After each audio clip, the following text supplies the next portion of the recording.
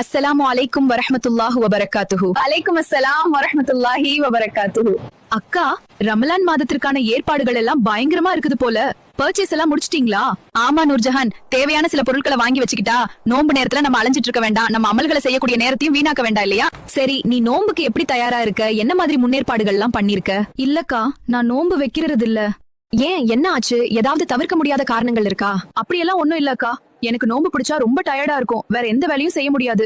எனக்கும் ஆசைதான், ஆனா ரொம்ப கஷ்டமா இருக்கும். மறுமையில் நோன்பாளிகளுக்கு அல்லாஹ்விடம் இருந்து கிடைக்கும் சிறப்பை பற்றி தெரிந்தால் நீ ஒரு நோன்பை கூட விடமாட்டாய். அக்கா, கொஞ்சம் விவரமா சொல்லித்தாங்க. மறுமை நாளில் அல்லாஹ் ஒட்டுமொத்த மக்கள் மத்தியில் நோன்பாளிகள் யார் என்று அழைத்து அவர்களை சொர்க்கத்தில் ரையான் எனும் வாசல் வழியாக நுழையச் செய்வான். நோன்பாளிகள் அனைவரும் உள்ளே சென்றதும் அந்த வாசல் இழுத்து மூடப்படும். நோன்பாளிகளை தவிர யாராலும் உள்ளே நுழைய முடியாது. அல்லாஹு அக்பர்.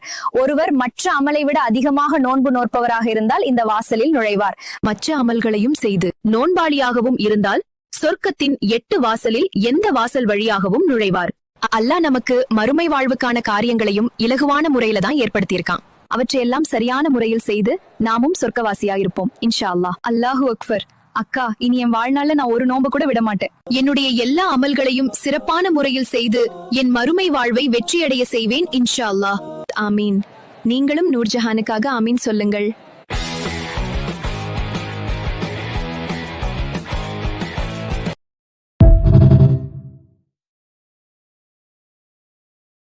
Download ShareChat.